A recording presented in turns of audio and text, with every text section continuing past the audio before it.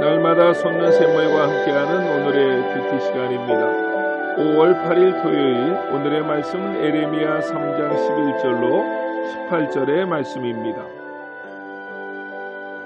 여호와께서 내게 이르시되 배역한 이스라엘은 반역한 유다보다 자신이 더 의로움이 나타났나니 너는 가서 북을 향하여 이 말을 선포하여 이르라. 여호와께서 이르시되 배역한 이스라엘아 돌아오라. 나의 노한 얼굴을 너희에게로 향하지 아니하리라.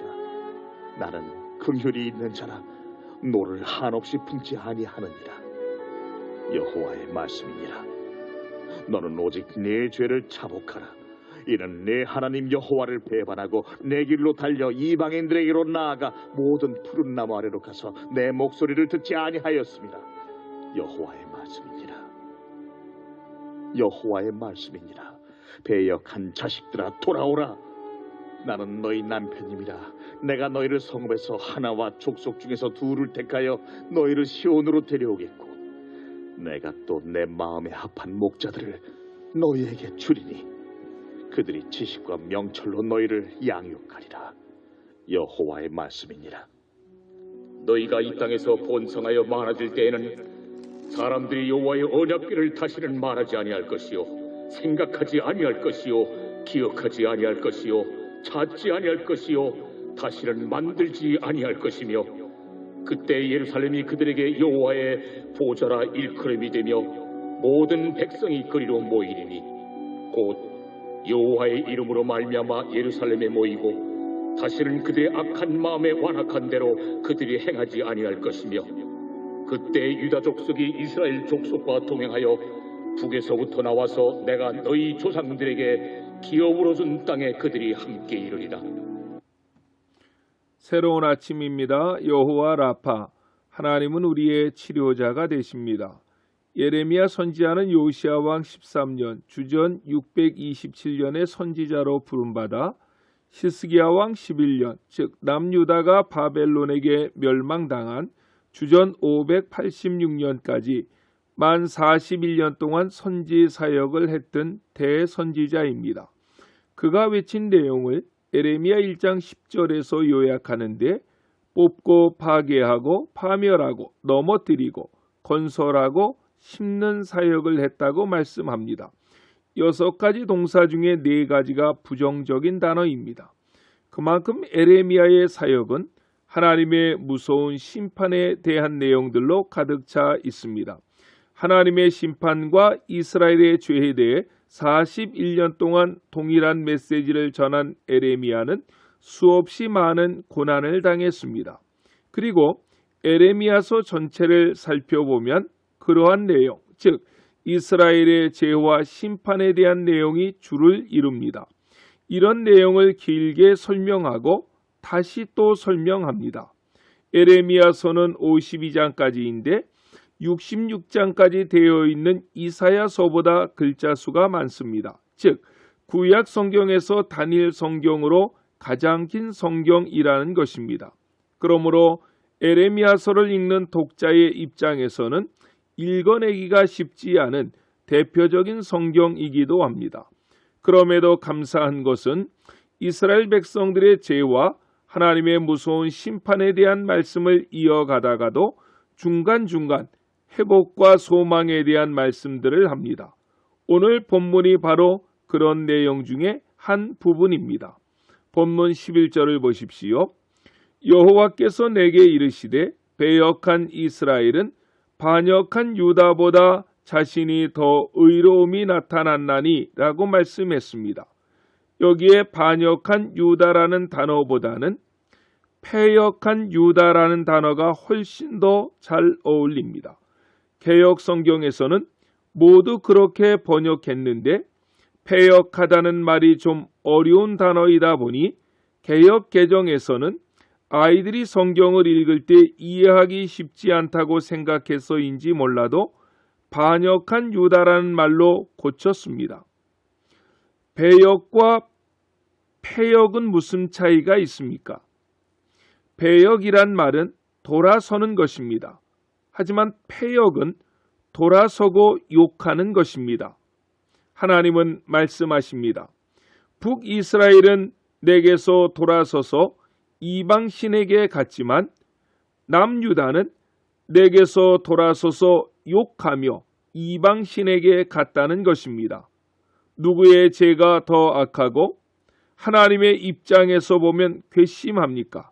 남유다입니다. 그래서 본문 11절에서는 배역한 이스라엘은 반역한 유다보다 자신이 더 의로움이 나타났나니 라고 했던 것입니다. 그런데 이 말씀은 북이스라엘이 죄를 조금 덜 졌고 남유다가 죄를 조금 더 많이 졌다는 의미가 아닙니다. 죄를 짓지 않을 수 있는 여건이 남유다에게 더 많았는데 남유다는 그것을 활용하지 못했다는 것입니다. 그렇다면 남유다가 죄를 짓지 않을 수 있었던 여건이 무엇일까요? 저는 개인적으로 3가지 정도였다고 봅니다. 첫째는 북이스라엘이 먼저 멸망했다는 것입니다. 어제 본문에서 그런 내용들을 굉장히 많이 반복해서 말씀하시는데 역사적으로 보면 북이스라엘은 BC 722년에 멸망했고 남유다는 BC 586년에 멸망했습니다. 그렇다면 북이스라엘이 멸망하고 136년 후에 남유다가 멸망한 것입니다. 그러면 남유다는 북이스라엘이 멸망한 내용을 자세히 보았다는 것입니다. 북이스라엘이 비참하게 멸망하는 것을 보고서 남유다는 반면교사로 삼았어야 되는데 그렇게 하지 아니했다는 것입니다. 우리가 살아가는 삶도 그렇습니다. 우리 주변에서 일어나는 크고 작은 일에 반면교사를 삼을 줄 아는 지혜가 필요합니다. 반면교사는 특히 어려움을 당한 것을 볼 때에 더욱더 효과가 있는 것입니다. 두 번째로 남유다에는 성전이 있지 않았느냐 하는 것입니다. 남유다는 그들의 땅에 성전을 가지고 있어서 날마다 그 성전에서 제사하며 하나님과 교제했는데 그런 혜택을 이루지 못하는 북이스라엘 백성과 동일한 죄를 지었으니 유다의 죄를 더 악한 것으로 하나님은 판단하고 계신 것입니다. 오늘날 우리도 마찬가지입니다. 지금도 마음껏 찬양하지 못하고 예배하지 못하는 국가들이 얼마나 많습니까? 저 북한도 중국도 이슬람 국가들도 하나님께 마음껏 예배하거나 찬양하지 못합니다. 그런데 우리 대한민국은 그렇지 않습니다. 마음껏 예배하고 찬양할 수 있습니다. 그럼에도 그런 국가의 체제 안에 사는 사람들과 동일한 죄를 짓는다면 하나님 앞에 섰을 때 우리의 죄들은 더 큰 책망을 받게 될 것입니다. 세 번째는 남유다는 성경이 있지 않느냐 하는 것입니다. 성경은 대부분 남유다 선지자들을 통해서 기록되었습니다. 분열왕국 시대 북이스라엘 선지자를 통해 기록된 성경은 오직 호세아와 아모스서뿐입니다. 남유다는 선지자들의 외침, 그들이 기록한 성경을 가지고 하나님의 뜻을 더 바르게 알 수 있고 그 성경을 통해서 하나님과 더 깊은 교제를 할 수 있었는데 그런 혜택을 남유다는 누리지 못했다는 것입니다. 그러므로 남유다의 백성들의 죄가 하나님 앞에는 더 크다는 것입니다. 그래서 북이스라엘은 배역한 백성이라면 남유다는 패역한 백성이었다고 주님은 말씀하시는 것입니다. 그런 말씀을 이어가다가 갑자기 내용이 바뀌어집니다. 남유다의 패역한 죄악으로 말미암아 멸망, 심판, 저주의 말씀을 선포하다가 갑자기 소망에 대한 말씀이 나온다는 것입니다. 15절입니다. 내가 또 마음에 합한 목자들을 너희에게 주리니 그들이 지식과 명철로 너희를 양육하리라고 하셨습니다. 하나님께서는 그 마음에 합한 목자를 북이스라엘과 남유다 백성들에게 주시겠다는 것입니다. 목자는 그들을 지식과 명철로 양육하게 될 것이라고 말씀하셨습니다. 그렇다면 언제 그 목자가 오십니까? 16절입니다. 여호와의 말씀이니라 너희가 이 땅에서 번성하여 많아질 때에는 사람들이 여호와의 언약궤를 다시 말하지 아니할 것이요 생각하지 아니할 것이요 기억하지 아니할 것이요 찾지 아니할 것이요 다시는 만들지 아니할 것이며 라고 했습니다. 이스라엘 백성들이 이 땅에서 번성하여 많아질 때입니다. 구약에서 이스라엘이 번성하여진다는 표현이 나오면 그때는 신약 시대를 말합니다. 다시 말하면 예수님이 선한 목자로 이 땅에 오시는 날입니다. 그때는 성전에서 제사할 필요가 없어진다는 것입니다. 17절에 보면 그때는 여호와의 이름으로 그들이 예루살렘으로 모일 것이고 완악한 대로 행동하지 않게 될 것이라고 말씀하십니다.